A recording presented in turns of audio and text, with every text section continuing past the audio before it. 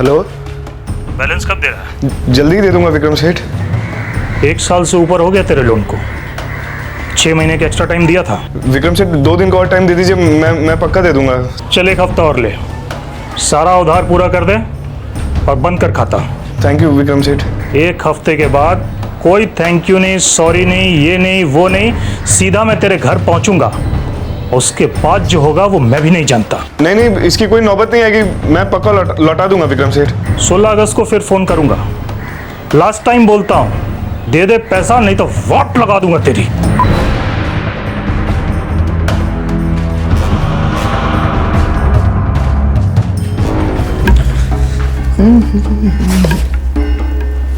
ओए मिस, भूत देखा क्या हो गया? नहीं, कुछ नहीं। अरे यार, तेरे चेहरे से साफ साफ दिख रहा है कुछ तो हुआ है। बोल क्या हुआ?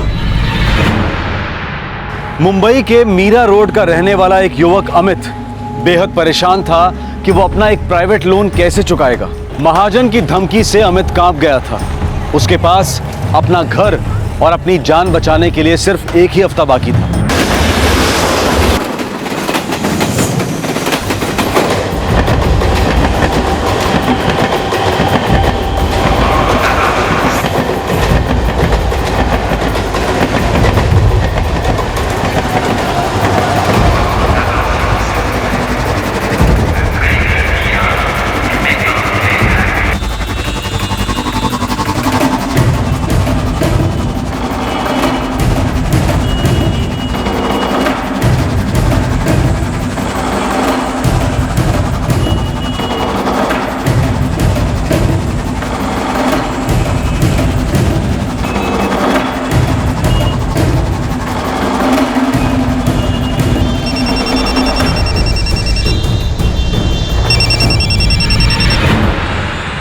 हेलो, पैसे लाए हो?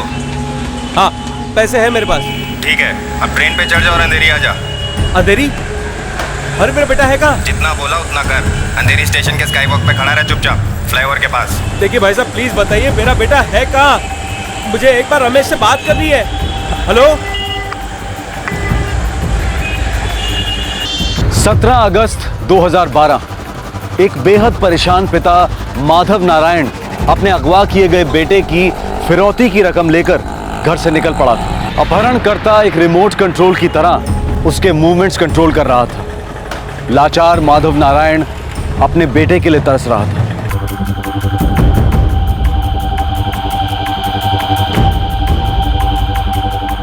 वो लोग मुझे अंधेरी स्काई वॉक पर बुला रहे हैं।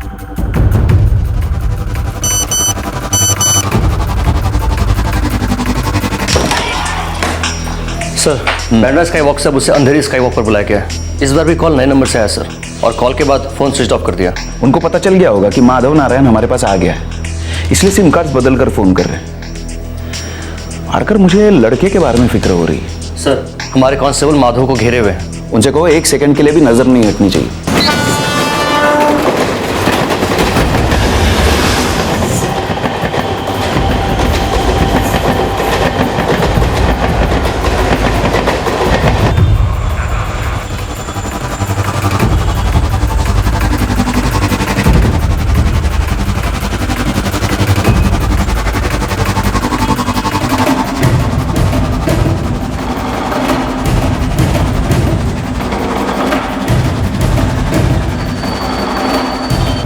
आखिरकार ये क्या खेल खेला जा रहा था? कौन था इस किडनैपिंग के पीछे और ये किडनैपिंग क्यों हुई थी? सीमेंट माधव सेठ आज 2 कामगार कम पड़ रहे हैं। वही होंगे मोर्गन और कुमारेश। हाँ सर, वही 2। हर 2 दिन के बाद डांडी मारते साले। सचिन एक काम करो, हाँ अब जब आएंगे ना वो काम पर तो उनको फाइनल वार्निंग दे दो। अब अगर एक भी दिन छुट्टी ली तो हमेशा के लिए छुट्टी कर देंगे। ठीक है सर। इंजीनियर साहब होंगे, परेशान हो गए होंगे, काम नहीं हुआ ना। हेलो, माधव नारायण। हाँ जी बोल रहा हूँ। कौन बोल रहे हैं? मुझे 10 लाख चाहिए। क्या? कौन हो तुम? मैं हूँ कोई, तू बात सुन। मैंने तुझे फोन किया है क्योंकि तू मुझे 10 लाख दे सकता है और तू जरूर देगा। पागल हो गए हो क्या? तेरा लड़का रमेश मेरे साथ में है, मेरे हाथ में है। क्या मतलब? हमने उठा लिया है तेरे बड़े लड़के को, और अगर तूने 10 लाख नहीं दिए तो तेरा छोटा लड़का इकलौता बन के रह जाएगा। कुछ सोच मत, पुलिस का तो सोचियो भी मत। फटाफट पैसे जमा कर, कैश, फिर फोन करूंगा। हेलो हेलो हेलो, क्या हुआ सेठ? मेरा बेटा रमेश। रमेश को क्या हुआ? The number you have dialed is currently switched off.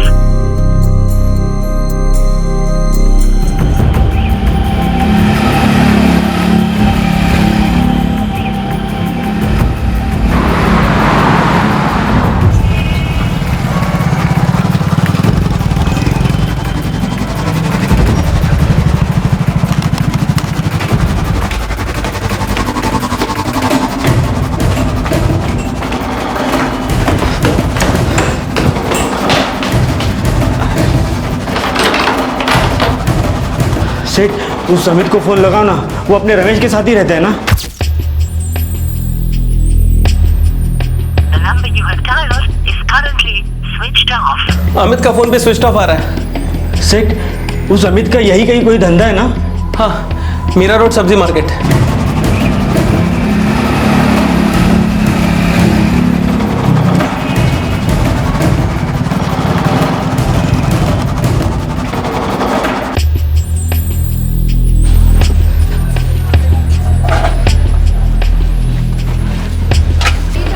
भाई अमित कहाँ मिलेगा? कौन, ये दुकान वाला अमित? हाँ यही। साहब ये तो आज आया नहीं, और कल भी इसकी दुकान बंद थी।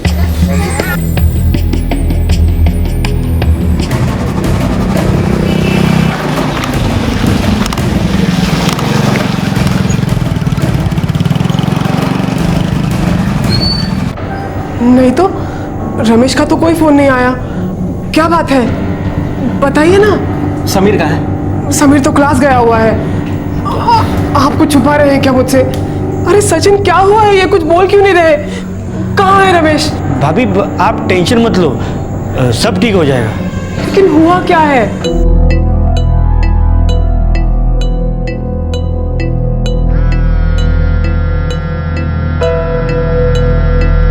क्या बात है पापा?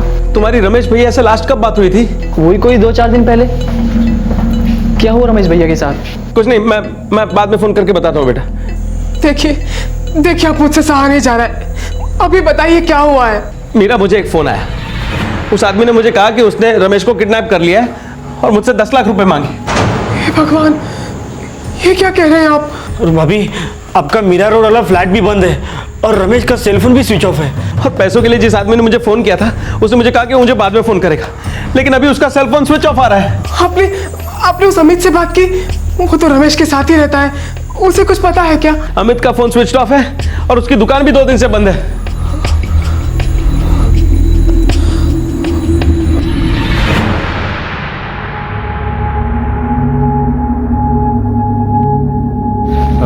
रमेश, एक प्लान है। प्लान? कैसा प्लान? पहले बोल, तू चूचा नहीं करेगा? मैं जो भी बोलूंगा तू करेगा ना? बोल भाई, क्या हुआ? क्या हुआ? क्या अगर तूने साथ दिया ना तो हम सबकी लाइफ सेट हो जाएगी यार। हम सबकी? अमित बोल तो सही, बात क्या है? 10 लाख मांगे हैं तेरे पापा से। क्या? 10 लाख मेरे पापा से? क्यों? यार रमेश, पूरी बात तो सुन एक बार।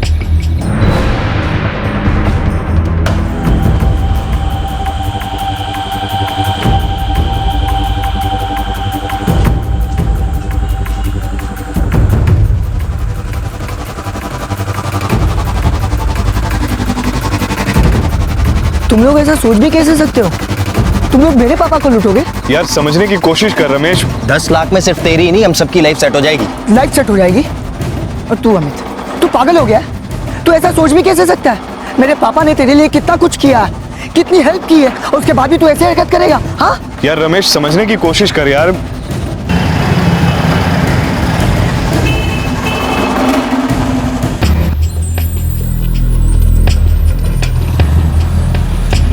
स्वरूप बाबू, अमित कहाँ है? अपने दुकान पे होना चाहिए। क्या बात है माधव सेठ, क्या हुआ? मेरा बेटा रमेश किडनैप हो गया है। पैसों के लिए फोन भी आ गया है। रमेश का फ्लैट बंद है और आपके बेटे का मोबाइल स्विच ऑफ आ रहा है। हे भगवान, ये हो क्या रहा है? स्वरूप भाऊ, मुझे रमेश के लिए बहुत डर लग रहा है। माधव सेठ, मैं कसम से बोल रहा हूँ, मुझे कुछ नहीं मालूम। अमित को तो 1 हफ्ते से देखा ही नहीं। वो तो मीरा रोड से यहाँ आया ही नहीं है। माधव से वो किडनैपर का दोबारा फोन भी नहीं आया। कुछ तो लोचा है। मैं क्या कहता हूँ, हम लोग पुलिस के पास चलते हैं। माधव नारायण बोईसर का रहने वाला था, जो थाने जिले में पड़ता है, मुंबई से लगभग 110 किलोमीटर दूर। माधव का मुंबई के मीरा रोड इलाके में एक फ्लैट था, जहां उनका बड़ा बेटा रमेश रहता था। चूंकि रमेश मीरा रोड से किडनैप हुआ था, इसलिए माधव नारायण की शिकायत मीरा रोड पुलिस स्टेशन में दर्ज हुई। साहब, रमेश मेरा बड़ा लड़का है, कांदिवली के कॉमर्स कॉलेज में पढ़ता है वो। और मीरा रोड में रहता है? वो हमारा ही फ्लैट है साहब, इसलिए रमेश वहाँ रहता है। साहब, मेरा काम घर सब बोईसर में है, इसलिए रमेश के लिए कांदिवली बोईसर अप डाउन करना मुश्किल जा रहा था। क्या करते हैं आप बोईसर में? कंस्ट्रक्शन लाइन में मैं कॉन्ट्रैक्टर हूँ साहब। ये अमित जो है, ये आपका लड़का है? जी साहब, माधव सेठ के बहुत उपकार हैं मुझ पर और मेरे बेटे पर। 15 साल से जान पहचान है हमारी। बहुत मुश्किल होता जा रहा है सेठ, जितना धंधा होना चाहिए उतना हो नहीं रहा है। विरार का मार्केट भी बहुत महंगा हो गया है साहब, हम लोगों को भी उधर दादर जाना पड़ता है माल लेने के लिए। आने जाने का खर्चा भी नहीं निकलता कभी कभी। मेरा काम धंधा सब पहले मीरा रोड एरिया में था, उसके बाद मैं यहाँ आया। वहाँ का मार्केट बहुत अच्छा है, वहाँ धंधा क्यों नहीं लगाते आप लोग? अब यहाँ का बना बनाया धंधा छोड़कर मीरा रोड कहाँ जाऊँगा सेठ? यहाँ का धंधा आप संभालिए, मीरा रोड अमित को भेजिए ना। साहब, वो एरिया इतना अच्छा है तो उधर तो जगह मिलना बहुत मुश्किल होगा। जगह मिलना मुश्किल तो होगा, लेकिन नामुमकिन नहीं है। मैं तुम्हारी मदद कर सकता हूँ, मेरे ख्याल से तुम्हारा काम हो जाएगा। सेठ ने अमित को मीरा रोड मार्केट में खड़ा किया साहब, सब कुछ इन्होंने ही करके दिया। 1.5 साल पहले की बात।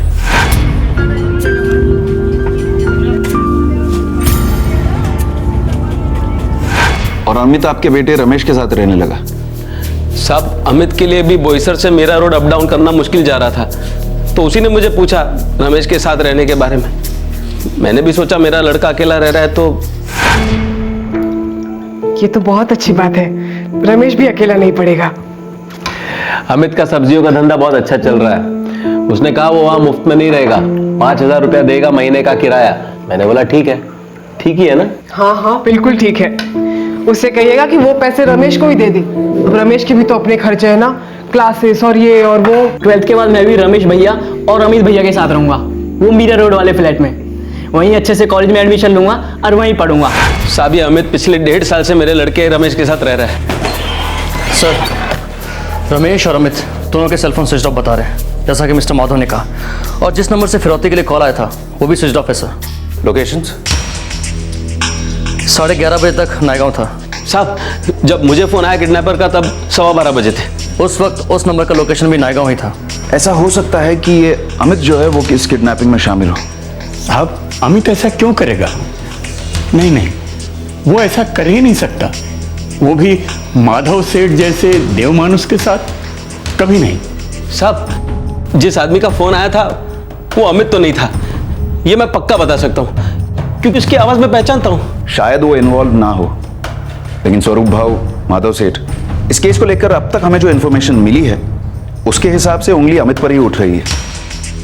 कॉलर ने फोन करके आपसे 10 लाख रुपए की फिरौती मांगी। ऐसा अर्थ है कि कॉलर को पता है कि आपकी ताकत है 10 लाख रुपए देने की, यानी कि वो आपके जान पहचान के, लेकिन उसने दोबारा आपको फोन नहीं किया। कोई बहुत बड़ा प्लानिंग वाला गेम खेल रहा है। साहब, मेरा लड़का मेरे लिए सब कुछ है। पैसे तो आते जाते रहते साहब।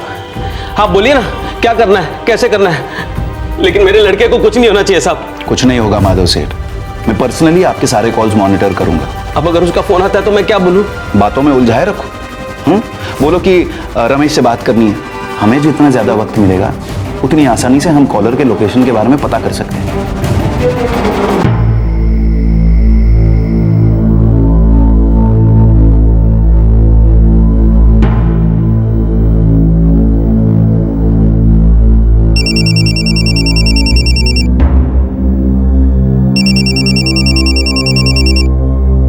हेलो माधव सेठ, रोकड़ा रेडी है? मेरे पास अभी 10 लाख पूरे नहीं है। तो हमारे पास भी रमेश नहीं है तुम्हारा। देखो, मेरे बेटे को कुछ मत करना, मैं तुम्हारे हाथ जोड़ता हूँ प्लीज। हाथ मत जोड़िए, मुट्ठी खोलिए सेठ, पूरे पैसे चाहिए। कल सुबह बैंड्रा वेस्ट स्काई वॉक पर आ जाओ, ठीक 10 बजे। एक बार मेरी रमेश से बात करा, मुझे मेरे बेटे की आवाज सुननी है। बात करने के लिए जिंदगी पड़ी है सेठ, पैसे जमा करने के लिए सिर्फ कल सुबह तक का टाइम है तुम्हारे पास। क्या हुआ? क्या कहा उसने? रमेश ठीक तो है ना? मुझे पैसे लेकर बांद्रा स्काईवॉक बुलाया, बोल रहा था कि पैसे मिलने के बाद रमेश को छोड़ देंगे। तो दे दीजिए पैसे, मेरे रमेश को कुछ नहीं होना चाहिए, मैं पहले कह देती हूँ। दे दीजिए उसको पैसे, दे दीजिए।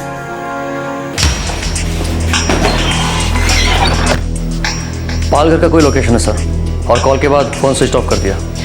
ये एक आदमी का काम नहीं हो सकता वाड़कर, ये लोग अपना लोकेशन कंटिन्यूसली बदल रहे हैं। सर ये अमित माधव नारायण और उसकी फैमिली के काफ़ी क्लोज रहा है और 1.5 साल रमेश के साथ रहा है।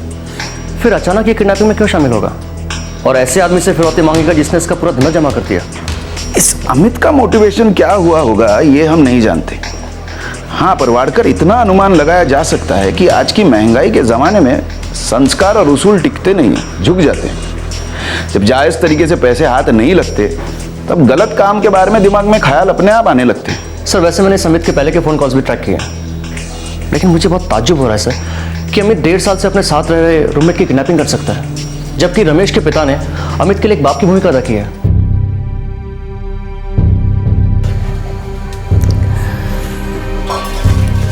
हमारा अमित ऐसा कर सकता है?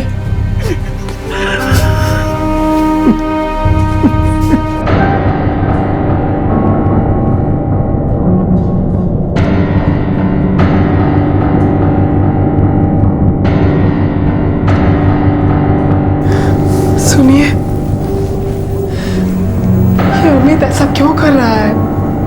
मीरा, अभी हमें पक्की तरह मालूम नहीं है कि ये सब अमित ही कर रहा है, इसलिए इल्जाम लगाना ठीक नहीं होगा। अगर निर्दोष है वो तो गायब क्यों है? मुझे तो लगता है इसमें अमित का ही हाथ है।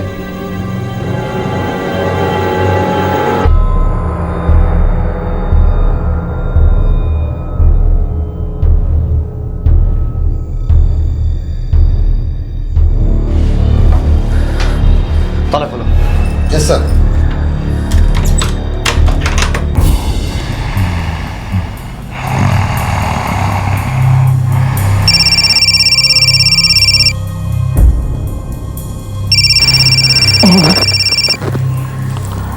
हेलो, विक्रम कपाड़िया। हाँ बोल रहा हूँ।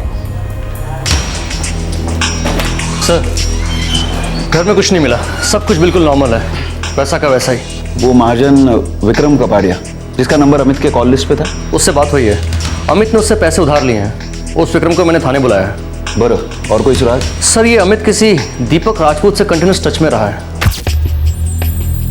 इसका कोई पुलिस रिकॉर्ड है? नहीं सर, ये भी सब्जी बेचता है, लेकिन मेयर रोड मार्केट में नहीं बल्कि स्टेशन के पास ठेला लगाता है। उचला देला, उठा लो। सर ये भी गायब है।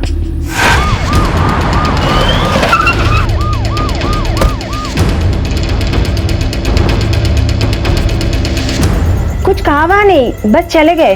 कब से गया है? आज सुबह से गए हैं। आज ठेला नहीं लगाया? शायद नहीं लगाए होंगे, मुझे तो कुछ बताते नहीं है ना, पता नहीं कहाँ गए होंगे। सर दीपक का सेलफोन भी स्विच ऑफ आ रहा है। कब से? आज सुबह से। Last location Naigaon. वाड़कर अब तो पक्का है कि ये अमित शामिल है और उसने अपने साथ साथ दीपक को भी शामिल किया किडनैपिंग में। अपने को सबसे पहले रमेश को ढूंढ निकालना है, पर एक सवाल मुझे खाया जा रहा है। क्या सर? कहीं ये रमेश खुद तो शामिल नहीं है? नमस्ते सर। सर मैं विक्रम हूँ, विक्रम कपाड़िया।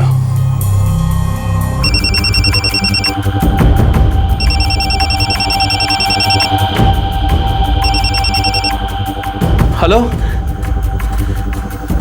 जी, हाँ मैं विक्रम कपाड़िया को जानता हूँ। हाँ वो पैसा सूद पे देता है। सर मैंने ही अमित को 1.5 लाख रुपए का लोन दिया था। किस लिए? वो अपनी सब्जी की दुकान बड़ी करना चाहता था और 1 साल के अंदर ही पैसा रिटर्न करने की बात हुई थी। पहले कभी उधार लिया था तुमसे? नहीं सर, मैं उससे फर्स्ट टाइम मिला। वो माधव सेठ का नाम लिया और बोला कि मैं उनकी जान पहचान से आया हूँ। अच्छा, तो तुम और माधव सेठ एक दूसरे के साथ बिजनेस कर चुके हो? सर उनके जैसा आदमी नहीं मिलेगा आजकल के जमाने में, एकदम संत आदमी है, संत। अगर वो अमित उनका नाम नहीं लिया होता ना तो मैं उसको अपने पास खड़ा भी नहीं करता। तो ये अमित ने पैसे नहीं लौटाए तुम्हारे? नहीं सर, उसे 1 साल के ऊपर 6 महीने का टाइम और दिया, फिर भी उसने नहीं लौटाए तो पिछले हफ्ते उसको फोन किया था। कैसा फोन? याद दिलाने के लिए सर कि भाई मेरे पैसे लौटा। म्हणजे धमकी वाला फोन? सर उसके पास मेरे 60,000 रुपए बाकी हैं, ना वो पैसे वापस कर रहा है ना सूद दे रहा है। पर कसम लक्ष्मी जी की सर, ये किडनैपिंग के बारे में मुझे जरा सी भी भनक नहीं थी। फिर मुझे क्या पता था कि ये पैसे के लिए माधव सेठ के घर में ही हाथ मारेगा। वाड़कर, अब तो ये बिल्कुल साफ है कि ये किडनैपिंग अमित ने ही किया है अपने दोस्त दीपक को साथ में लेकर, और ये सिर्फ उन्होंने पैसों के लिए किया है, तुम्हारा उधार चुकाने के लिए, और ऊपर से थोड़ा और पैसा बनाने के लिए। सारे सुराग एक ही आवाज में चिल्ला चिल्ला कर कह रहे थे कि इस किडनैपिंग का मास्टरमाइंड अमित है। अमित के सर पर लोन था जो वो समय पर चुका नहीं पाया था। इस बात की पूरी संभावना थी कि अमित ने ये किडनैपिंग अपना लोन चुकाने के इरादे से की थी, लेकिन अब सवाल यह था कि वो माधव नारायण से फिरौती की रकम लेने की बजाय उसे गोल गोल घुमाकर चक्कर क्यों कटवा रहा था।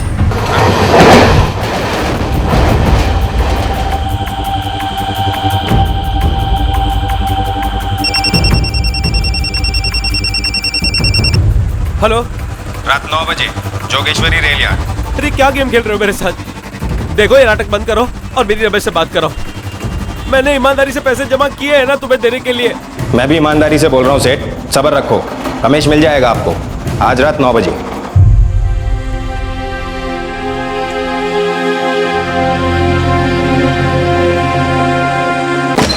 सर, ये फिर से कोई फॉल्स अलार्म है। जोगेश्वरी रेल यार्ड रात 9 बजे बुलाया, फिर फोन कर दिया, अब ये फोन स्विच ऑफ बता रहा है। प्लान क्या है इन लोगों का?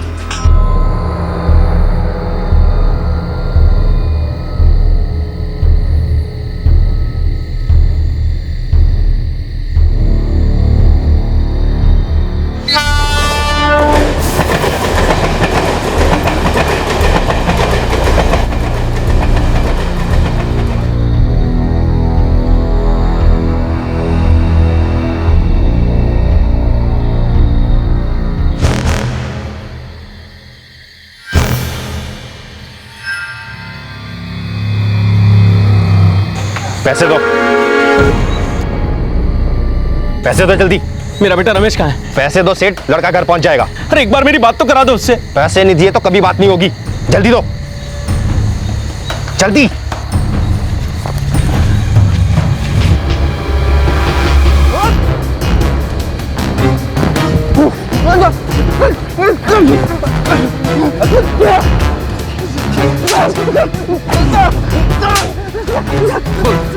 रमेश कहाँ है? मुझे नहीं मालूम साहब, वो अमित के साथ होगा। तो फिर अमित कहाँ है? मुझे नहीं मालूम साहब, मुझे सच्ची नहीं मालूम साहब, सच बोल रहा हूं, नहीं मालूम साहब।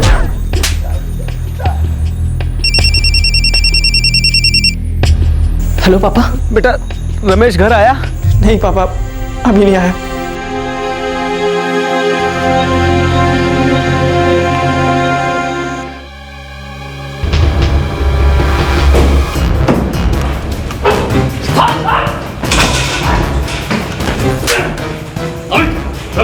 सर मेरे को नहीं मालूम है सर। रमेश कुटे है? मेरे को नहीं मालूम सर। बोल रमेश कुटे है?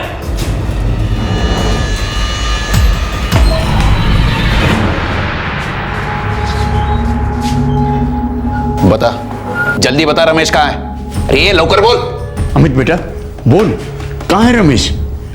क्या किया तूने? कुछ गलत तो नहीं किया तूने माधव सेठ के बेटे के साथ? हे अमित, तेरी मेरे से क्या दुश्मनी है? मैंने तुझे हमेशा अपने बेटे के जैसा माना है। रमेश तेरे छोटे भाई जैसा है। क्या हो गया? नहीं, कुछ नहीं। अरे यार, तेरे चेहरे से साफ साफ दिख रहा है कुछ तो हुआ है। बोल क्या हुआ?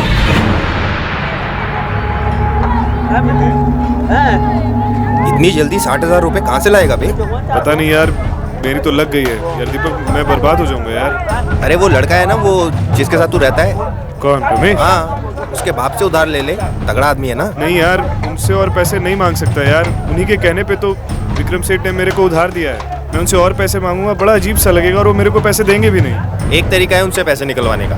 क्या? उस रमेश को साथ में लेना होगा।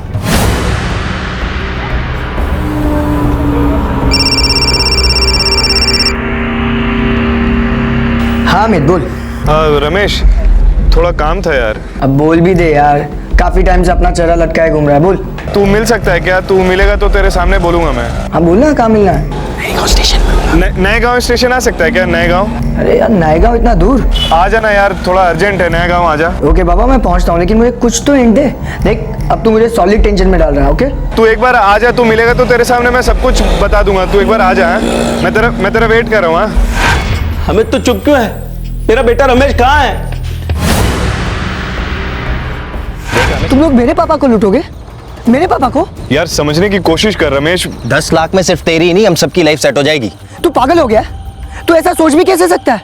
मेरे पापा ने तेरे लिए कितना कुछ किया है, कितनी हेल्प की है, और उसके बाद भी तू ऐसे हरकत करेगा? हाँ देख रमेश, इतना उछल मत। हमारा साथ दे, नहीं तो सच में उठा लेंगे। उठा लेंगे? किडनैप। किडनैप? अब समझा। अमित इसलिए तूने मुझे इतना दूर नायगांव मिलने बुलाया? मुझे कुछ सूझ नहीं रहा है, मैं क्या करूं? सूझ नहीं रहा है तो तू ऐसा घटिया प्लान बनाएगा तेरे दोस्त के साथ मिलकर? हाँ तू मेरी किडनैपिंग करेगा?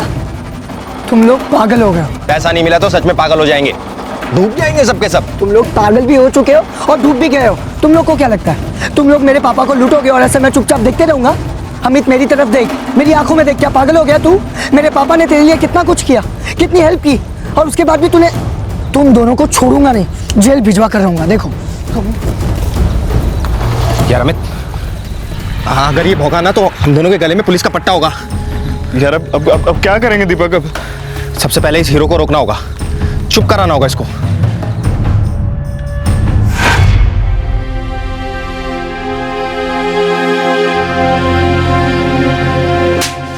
नीच, कमीने, एहसान फरामोश।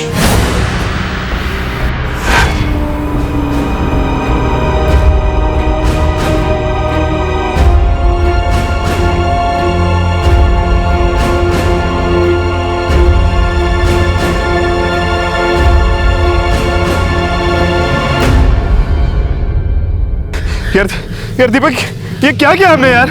यार इसके अलावा कुछ और नहीं कर सकते थे हम।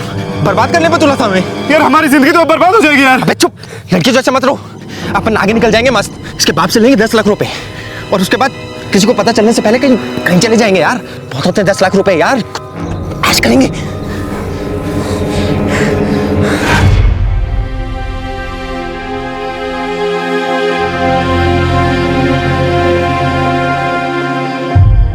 वाडकर, नायगांव तालाब पर एक टीम भेज दो। यस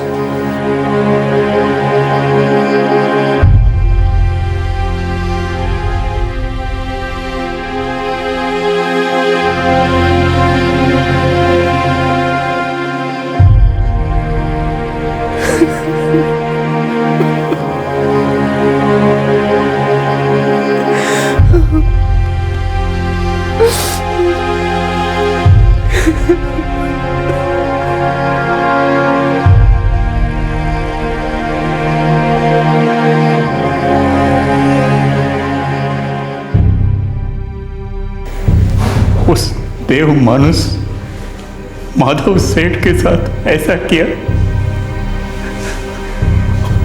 उसका लड़का उसकी जान था, जैसे तू भी मेरी जान था। उसने तेरे लिए जो किया वो मैं भी कभी नहीं कर सका। फिर क्यों किया तूने ऐसा? अमित और दीपक को थाने सेशन कोर्ट में पेश किया गया। वो दोनों इस वक्त जुडिशियल कस्टडी में हैं। इन दोनों पर आईपीसी के सेक्शन 363 और सेक्शन 302 के तहत किडनैपिंग और हत्या के चार्जेस लगाए गए। करीबी लोगों द्वारा इस तरह का कातिलाना विश्वासघात न सिर्फ संगीन जुर्म है, बल्कि इंसान का इंसानियत पर से विश्वास भी उठा देता है।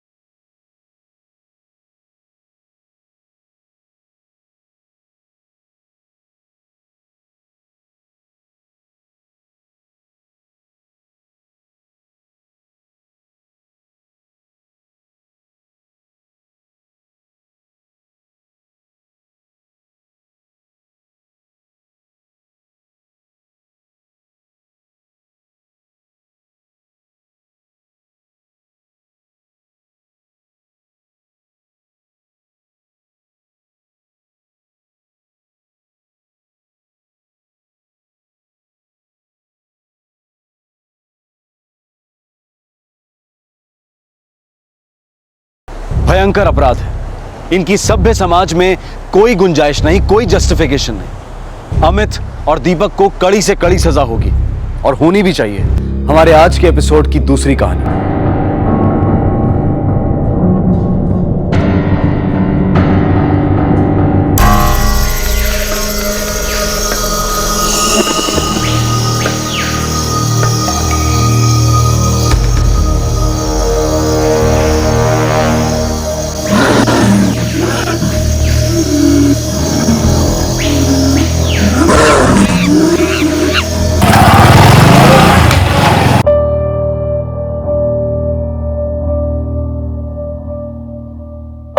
ए मकरंद, तेरी क्लास तो 11 बजे शुरू होती है ना, तो इतने जल्दी क्यों निकलता है तू? आओ बाबा, मकरंद दादा नेशनल पार्क में तफरी करते हैं। तफरी? म्हणजे काय रे, जो इतनी सुबह तू रोज रोज जाता है? कुछ नहीं हो बाबा, बस मुझे वहाँ थोड़ी देर बैठना अच्छा लगता है। तुम अकेले ही बैठे हो वहाँ, या कोई लड़की वड़की का चक्कर है? कुछ भी है, ये वर्षा ना फालतू की बकबक करती है और आप लोग ना फोकट की टेंशन लेते हो। मुझे ना क्लास जाने से पहले थोड़ी वॉकिंग करना अच्छा लगता है। पहले बोल रहे थे बैठना अच्छा लगता है और अभी बोल रहे हो वॉकिंग। दादा एक साथ, तुम्हारी क्लास तो ईस्ट में है ना, स्टेशन के पास में, तो फिर तुम इतनी दूर नेशनल पार्क क्यों जाते हो? हाँ बताओ। इस दादी अम्मा को बोल पढ़ाई करे और ना घर काम में ना तेरा हाथ बटाए।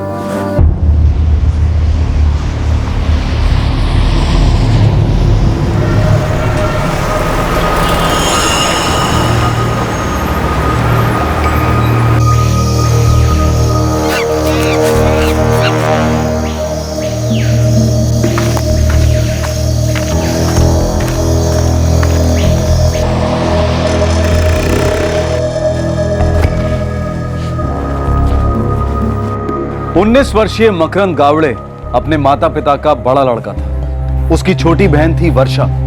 उसके पिता चंद्रकांत मुंबई के भायखला इलाके की एक फैक्ट्री में काम करते थे। मकरंद खुद एक टेक्निकल इंस्टीट्यूट में सबसे लेटेस्ट हुनर सीख रहा था और डिस्टेंस एजुकेशन के द्वारा अपनी डिग्री भी पूरी कर रहा था। मकरंद एक होनहार लड़का था, मेहनती था, महत्वाकांक्षी था और 19 साल का होने के नाते थोड़ा शरारती भी था। कोई लड़की है गारंटी।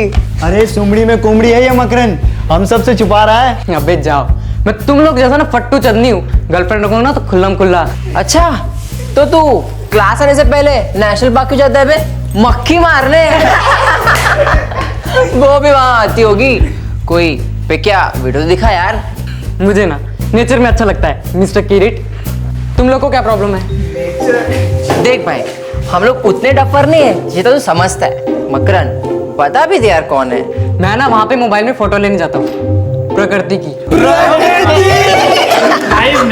तो उसका नाम प्रकृति है? अबे साले, लड़कियों की प्रोफाइल चेक करने से थोड़ा सा टाइम मिले ना तो मेरी फ्रेंड्स बुक की वॉल भी चेक कर ले। हर रोज नया फोटो अपलोड करता हूँ, नेचर की, वाइल्ड लाइफ की, प्रकृति की। समझे किरीट, मिस्टर वन ट्रैक दिमाग। एक दिन ना अपन इसका पीछा करते, जैसे ही लैप पड़ाएगा ना तब इसकी फटी हालत का फोटो खींचते, एकदम अवार्ड विनिंग फोटो होगी इसकी ऐसी। और जब मात्रे सर आएंगे ना तो तुम लोग के एक्सप्रेशन होंगे ऐसे। मैं तो रेडी फोटो खींचने के लिए। फिर क्लास के टाइम में बकबक बकबक। मकरंद गावड़े, तुम ही हो ये मंडला जमा करते हो, प्रैक्टिकल के टाइम में फालतू टाइम पास करते हो। सर नो सर, सर यही लोग मुझसे पूछ रहे थे कि मैं नेशनल पार्क क्यों जाता हूँ। अच्छा, तुम सबको नेशनल पार्क जाने की पड़ी है? हाँ, ये प्रैक्टिकल की नहीं। ये देखो, ये क्या है? ये किरीट, इस मॉड्यूल के 4 सेशंस होने को आए हैं, अभी तक तुम्हें बेसिक सर्किट समझ में नहीं आया है। ये ऐसा काम करोगे तो लेने के देने पड़ जाएंगे। Sorry sir. सॉरी नहीं, चलो अभी के अभी मुझे वाई सर्किट ड्रॉ करके दिखाओ।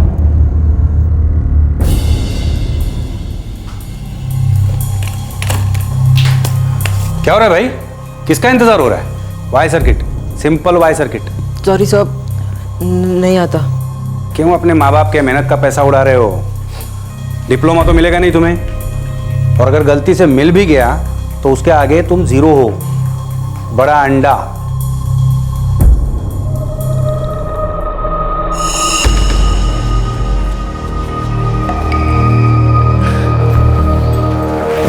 हाय पापा, ये तो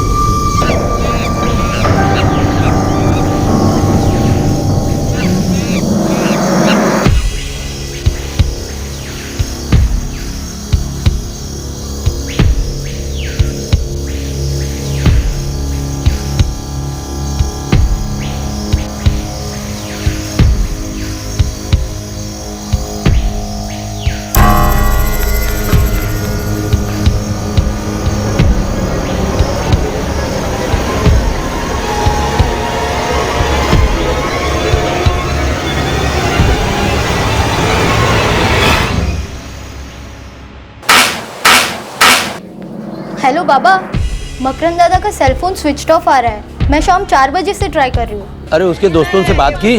हाँ, उस दिवेश और किशोर से बात की थी, लेकिन उन्होंने कहा दादा आज क्लास आए ही नहीं। ठीक है, मैं घर पहुंच रहा हूँ, पता कर लेते हैं। हाँ,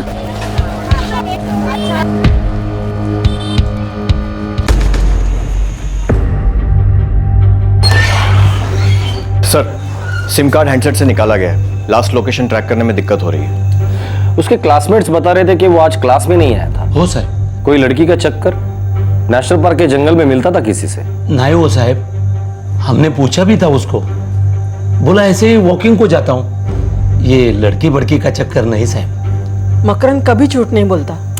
ठीक है, अब नेशनल पार्क के जंगल में तलाश करेंगे और उसके दोस्तों से भी बात करेंगे और सुबह तक वेट करेंगे। 21 सितंबर की रात गुजर गई, 22 की सुबह हुई, लेकिन मकरंद घर नहीं लौटा।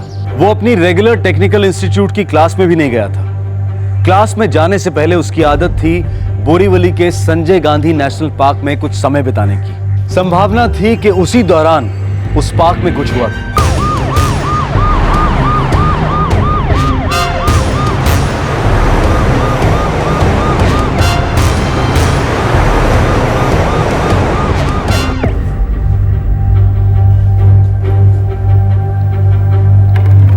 सर, जहाँ तक मुझे याद है मकरंद ने कभी क्लास को डांडी नहीं मारी है। मुझे भी कभी याद नहीं है सर। हमारा कोर्स तो है ही 1 साल का, तो हम सारी क्लासेस अटेंड करने की पूरी कोशिश करते हैं सर। नेशनल पार्क रोज जाता था, क्यों? पता नहीं सब, कभी ठीक से जवाब देता नहीं था। कभी बोलता था घूमने, कभी बोलता था फोटो लेने। किसी और से कभी कुछ बोला प्राइवेट में? No sir. नहीं सर। जी हाँ, मैं उनका टीचर हूँ। मोबाइल रिपेयरिंग के सभी मेन लेक्चर्स में लेता हूँ। मिस्टर म्हात्रे, आपको पिछले कुछ दिनों में कुछ अजीब लगा मकरंद के बारे में या बाकी स्टूडेंट्स के बारे में? बच्चे इंस्पेक्टर, थोड़ी बहुत तो मस्ती चलते रहती है उनकी। हाँ, ये मकरंद थोड़ा ज़्यादा मस्ती करता था, लेकिन काम में भी सबसे आगे था। अच्छा, मकरंद और बाकी स्टूडेंट्स के बीच में कोई अनबन हुई थी हाल ही के दिनों में? मुझे नहीं पता, और मुझे नहीं लगता ऐसा कुछ हुआ होगा। अरे साहब, मैं कितनी बार बोल चुका हूँ कि मेरे मकरंद का किसी लड़की के साथ कोई चक्कर नहीं है। मैं चिढ़ाती थी दादा को गर्लफ्रेंड के बारे में, अगर होती तो वो जरूर बताते। दादा एकदम फ्रैंक टाइप के हैं सर। हम सभी कोशिशें कर रहे हैं, पर अभी तक हमारे हाथ में कोई ठोस सुराग नहीं लगा। जैसे हमें कुछ पता चलेगा हम आपको कांटेक्ट करेंगे। तब तक के लिए हिम्मत रखिए।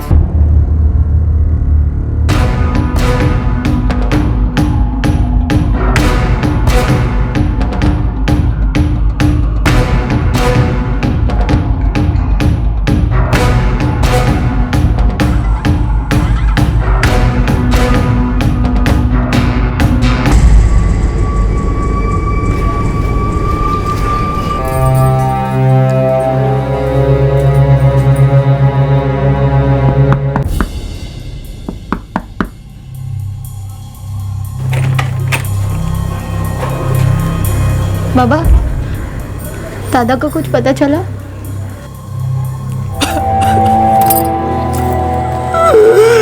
ए राजलक्ष्मी, संभाल अपने आप को। ऐसे कैसे गायब हो गया हमारा बेटा? कहाँ चला गया? पुलिस क्या बोल रही थी बताइए ना। कुछ बोल ही नहीं रहे हैं। अरे कुछ है ही नहीं बोलने जैसा।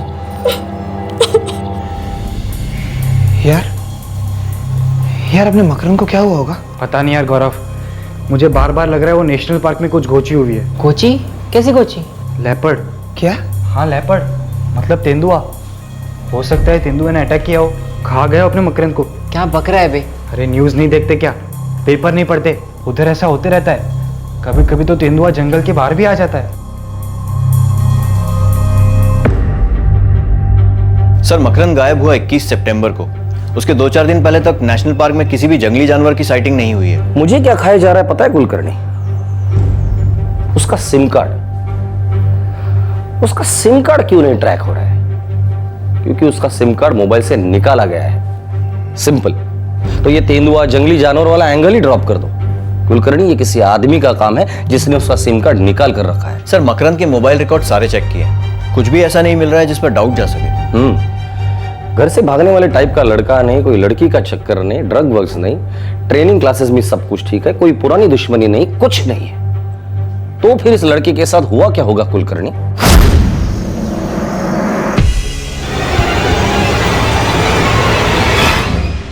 21 सितंबर को गायब होने के पूरे 11 दिन बाद तक पुलिस को इस केस में कोई ब्रेक थ्रू नहीं मिल रहा था। और फिर आई खबर मकरंद गावड़े की।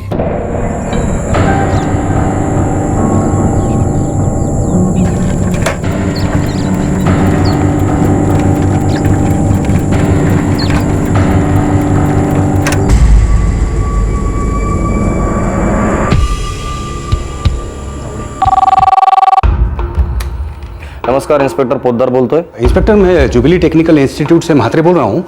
ये मुझे अभी नेशनल पार्क के फॉरेस्ट ऑफिसर का फोन आया था। क्या बोल रहे थे? एक बॉडी मिली है, जेब में मकरंद का आईडी कार्ड है। ये हमारे इंस्टीट्यूट का आईडी कार्ड।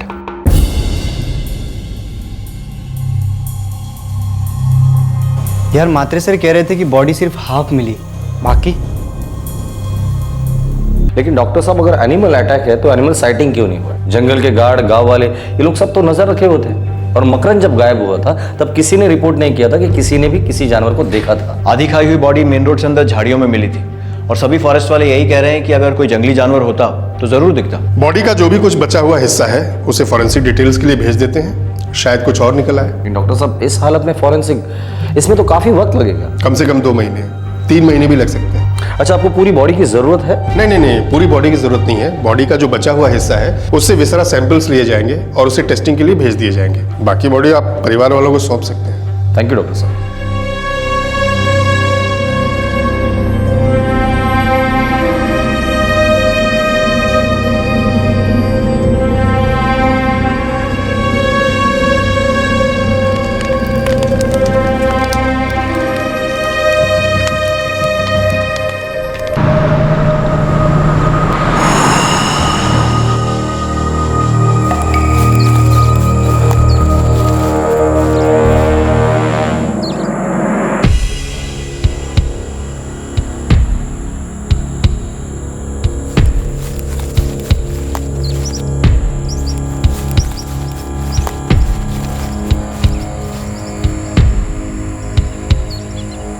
लड़के के पैंट के जेब से हमें बटुआ मिला जो बुरी तरह फटा हुआ था, लेकिन कुलकर्णी, उसके मोबाइल का कोई भी पार्ट नहीं मिला। सर, कुछ लोगों की आदत होती है मोबाइल फोन पैंट की जेब की बजाय शर्ट के पॉकेट में रखते हैं।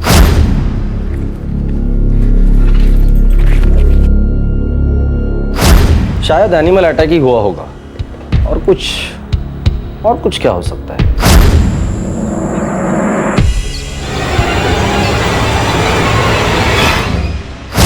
फिर भी एक डाउट क्लियर नहीं हो रहा है। क्या सर? हमें इतने दिनों तक मकरंद की लोकेशन नहीं मिली और इसके लिए उसकी बॉडी नहीं मिली। और लोकेशन इसलिए नहीं मिली क्योंकि सिम कार्ड नहीं मिला। क्या मकरंद का सिम कार्ड सिर्फ इसलिए निकाला गया था ताकि हम लोग वहां तक ना पहुंचे, जानबूझकर? अगर जानबूझकर किया गया है तो सर फॉरेंसिक रिपोर्ट का इंतजार करना होगा। अगर उसमें एनिमल अटैक नहीं साबित होता है तो मतलब अपने हाथ कोई खतरनाक केस है सर।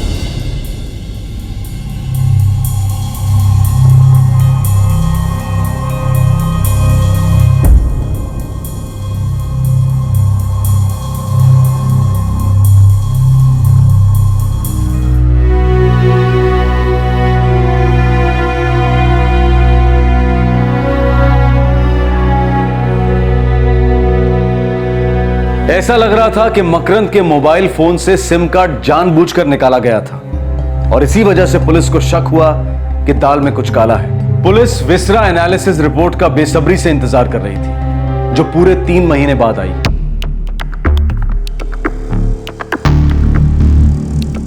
कुलकर्णी, हमारा शक बेबुनियाद नहीं था। क्या लिखा है रिपोर्ट में सर? बॉडी को जानवर ने खाया जरूर था, पर उसकी मौत काफी पहले हुई थी। इस मकरंद ने या तो सुसाइड किया है या उसका मर्डर हुआ है और उसके बाद आधा शव जानवर ने खाया है। सर, लड़का खुशमिजाज था, सब कुछ ठीक ठाक चल रहा था, फिर सुसाइड क्यों करेगा? यस कुलकर्णी, ये मर्डर ही है।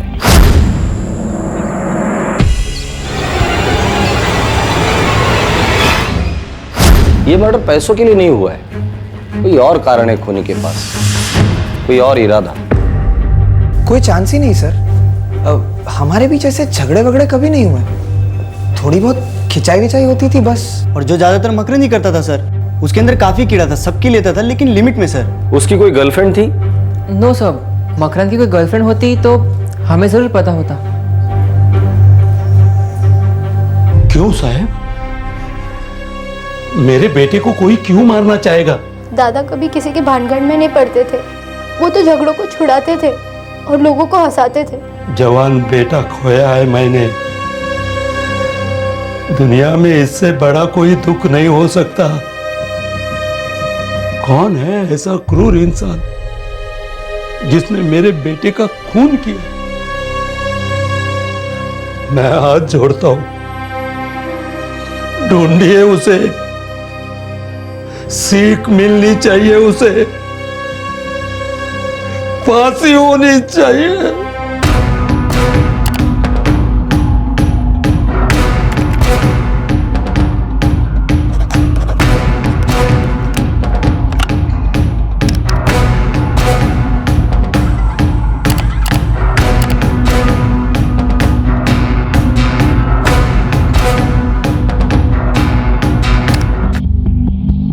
सर अभी तक कुछ भी नहीं। कुलकर्णी, कुछ ना कुछ तो होना ही चाहिए। सर मकरंद का सिम कार्ड निकालने के बाद जो हैंडसेट था उसकी डिटेल्स उसकी बहन वर्षा से ले ली है। शायद उससे कुछ पता लगे, शायद खूनी फोन इस्तेमाल कर रहा हो या बेचा हो और कोई और इस्तेमाल कर रहा हो।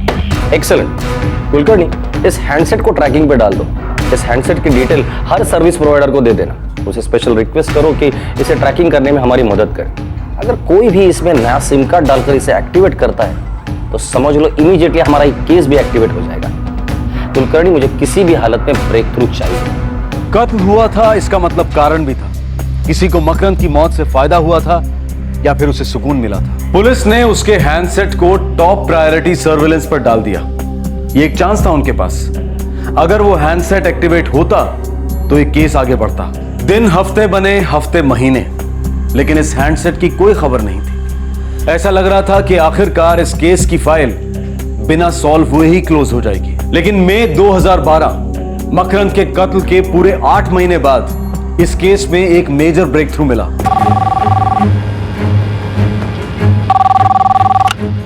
नमस्कार इंस्पेक्टर पोद्दार, कस्तूरबा मार्ग पुलिस स्टेशन। इंस्पेक्टर पोद्दार जी, मैं सोनाटा नेटवर्क से असिस्टेंट मैनेजर धीरेन्द्र बोल रहा हूँ। हाँ बोलिए। सर, आज से 3 महीने पहले फरवरी में आपके पुलिस स्टेशन से हमारे नेटवर्क पर एक रिक्वेस्ट आई थी कि एक पर्टिकुलर मोबाइल हैंडसेट पर हम नजर रखें। हाँ, एक मर्डर केस था। क्या हैंडसेट एक्टिवेट हो गया? नंबर डिटेल्स है आपके पास? जी, नंबर है 444-555-66677। नाम है विक्रम जोगलेकर और सर ये मीरा रोड का एड्रेस है। आप प्लीज मेरा नंबर नोट कर लीजिए, 44889997 और इसके डिटेल्स मुझे SMS कीजिए अभी। कुलकर्णी, अब ये केस हम सॉल्व करके ही रहेंगे।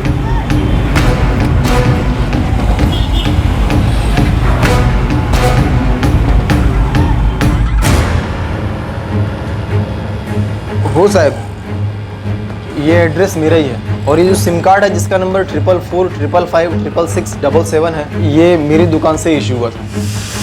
पण साहब, मैं विक्रम जोगलेकर नहीं हूँ, मेरा नाम संदीप राणे है। तो फिर ये विक्रम जोगलेकर कौन है? सर, वो मेरा दोस्त है। उसको एक सिम कार्ड चाहिए था और उसके पास एड्रेस प्रूफ नहीं था, तो मैंने उसको अपने एड्रेस प्रूफ पे एक सिम कार्ड दे दिया। तेरा ये दोस्त विक्रम जोगलेकर, उसे फोन करके अभी के अभी यहाँ बुला, बोलना अर्जेंट है।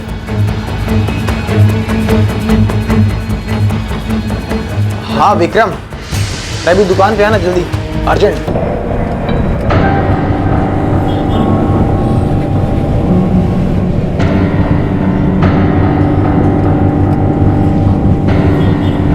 विक्रम जोगलेकर? नहीं, हमने कभी नहीं सुना ये नाम। काय झालं बाबा? पुलिस वालों को कोई विक्रम जोगलेकर मिला है जो हमारे मकरंद का फोन वापर रहा था।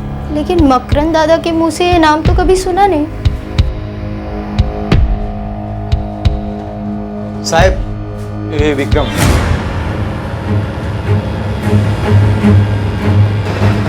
सेलफोन निकाल, जल्दी निकाल।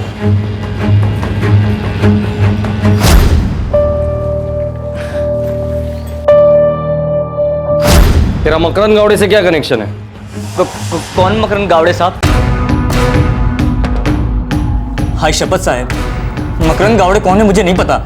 ये फोन मकरंद गावड़े का है, तुम्हें कहाँ मिला? ये फोन मुझको मिला साहब। मिला? हाँ मिला? कसम से साहब, नेशनल पार्क में पड़ा मिला। नेशनल पार्क बहुत बड़ा है,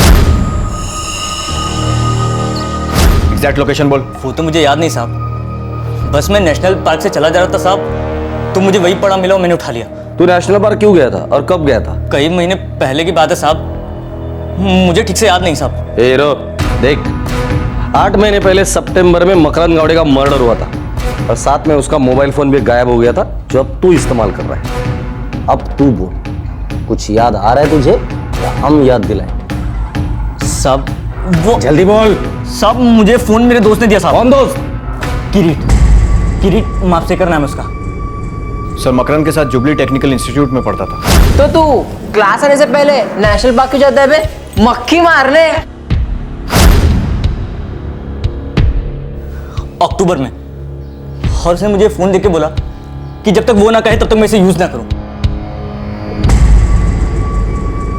किरीट मापसेकर,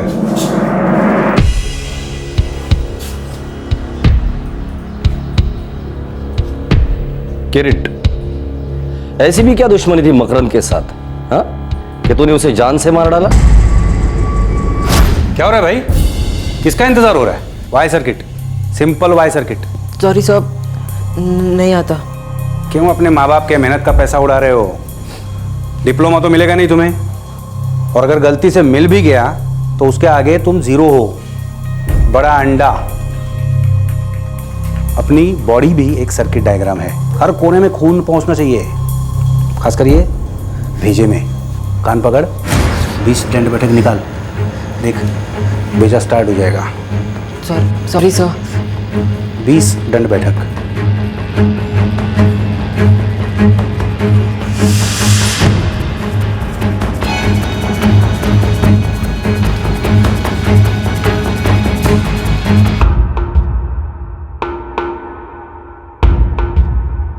और 20।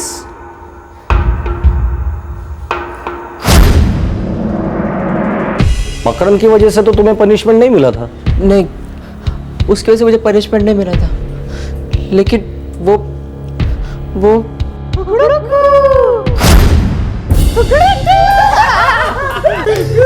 अभी तो 20 बार और देख मात्रे सर को, देख मात्रे सर।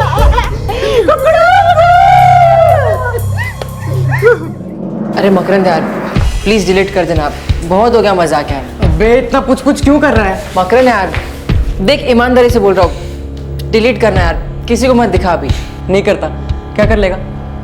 मैंने इसको ना अपने फेसबुक की वॉल पे अपलोड करता हूँ और टाइटल होगा कुकड़ुकू। सोच कितने लाइक्स आएंगे, कितने शेयर होंगे। साले तू ना वर्ल्ड फेमस हो जाएगा, वर्ल्ड फेमस।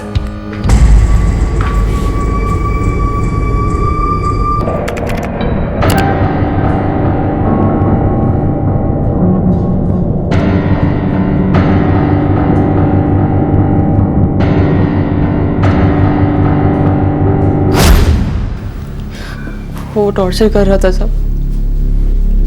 मैं सुबह उठ के लॉग ऑन करता, नींद से जाग के लॉग ऑन करता, ये देखने के लिए कि मकरंद ने वो वीडियो नेट पे डाल तो नहीं दिया, वायरल हो जाएगा सर, लोग मेरा मजाक उड़ाएंगे तो। मैंने उसके सामने बहुत बार हाथ जोड़ा, मकरंद मत कर। वो और जोर से हंसता गया और ये कहता गया कि वो एक ना एक दिन ये वीडियो फेसबुक पर डाल देगा। मैं डरता रहा, डर बढ़ते क्या, मैंने सोच लिया आज तक हो, अब इसका चैप्टर खत्म भी कर डालता हूँ।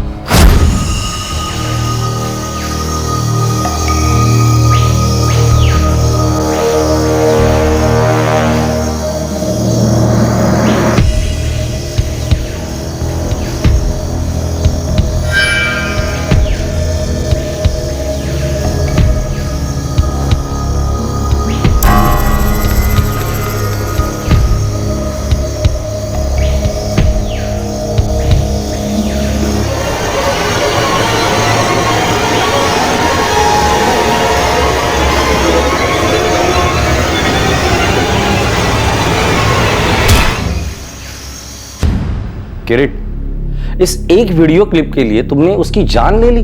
वो रोज मेरी जान ले रहा था सब, मैं और क्या कर सकता था। ब्लैकमेल कर रहा था मुझे वो, नरक बनाकर लग दी थी लाइफ मेरी साले ने, हवे में लटका के रखा था मुझे। हाँ, मैंने किरीट मापसेकर को पनिशमेंट दी थी। पूरे क्लास के सामने कचरा करना, उसका इंसल्ट करना क्या इतना जरूरी था मिस्टर म्हात्रे? हमें ऐसे ही पढ़ाया गया है, हम ऐसे ही सीखे हैं। अब आजकल की पीढ़ी कितनी सेंसिटिव है, किस हद तक जा सकती है, ये सब मुझे नहीं मालूम। हाँ, मालूम होता तो नहीं करता इंस्पेक्टर। नो सर, हम तो ये फर्स्ट टाइम सुन रहे हैं। हमें तो मालूम भी नहीं था कि मकरन किरीट को ऐसे टॉर्चर कर रहा था। सर, मकरन में सॉलिड कीड़ा जरूर था, लेकिन मुझे डाउट है वो ऐसा मजाक करता। शक्यच नाही साहेब, आमचा मकरन ऐसा कर ही नहीं सकता।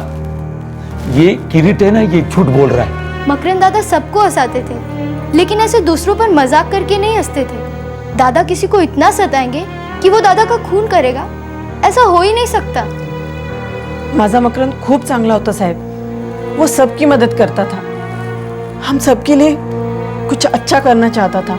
वो ऐसे कैसे कर सकता है? मकरंद का सेल फोन हम लोगों ने फॉरेंसिक लैब में भेज दिया, वो लोग सारा डेटा रिट्राइव करेंगे, तब हमें पता चलेगा कि मकरंद ने ऐसा कोई वीडियो बनाया भी था या नहीं। गावड़े साहब, सच तो सामने आकर ही रहेगा।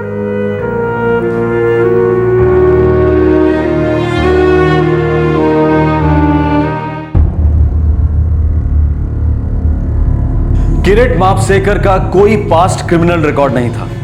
पुलिस ने उसके स्टेटमेंट और उसके इकबाले जुर्म को नोट किया और उसे हिरासत में ले लिया। उस पर चार्जेस तो फाइल हुए हैं, लेकिन किरीट अब बेल पर बाहर है और पुलिस को इंतजार है मकरंद के सेल फोन की फॉरेंसिक रिपोर्ट का।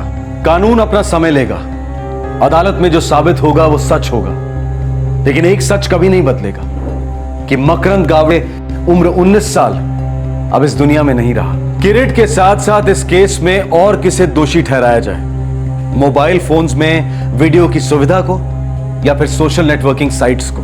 अंग्रेजी में एक कहावत है, डोंट शूट द मैसेंजर, जिसका मतलब बनता है कि सच का संदेशा लाने वाले को मार डालना व्यर्थ है। कोई भी सोशल नेटवर्किंग साइट, कोई सोफिस्टिकेटेड सेलफोन किसी उपभोक्ता के विचार नहीं पढ़ सकता, उसके मन में पनप रहे नासूर को पहचान नहीं सकता। इसलिए बेहद जरूरी हो जाता है कि इंटरनेट को बहुत सावधानी और बहुत समझदारी के साथ इस्तेमाल किया जाए।